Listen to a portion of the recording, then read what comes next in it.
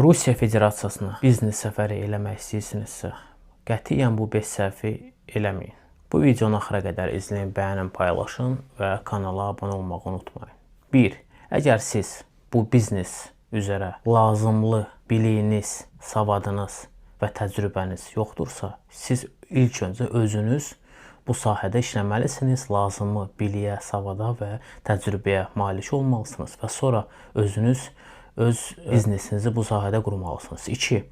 Əgər siz normal şəkildə biznesi idarə eləyə bilmirsinizsə, əsəbləşirsinizsə, tez özünüzdən çıxırsınızsa, çox pessimist, aqressiv, negativ insansınızsa, siz əsəb xəstəliyinə tutulacaqsınız. 3.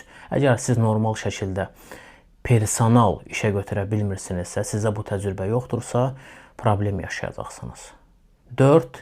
Əgər siz personal ilə normal şəkildə diyaloq qura bilmirsinizsə və personalı normal şəkildə motivasiya eləyə bilmirsinizsə, özünüzü diktator kimi aparırsınızsa, sizlə heç bir normal ağlı və şuuru olan işçi işləməyəcək.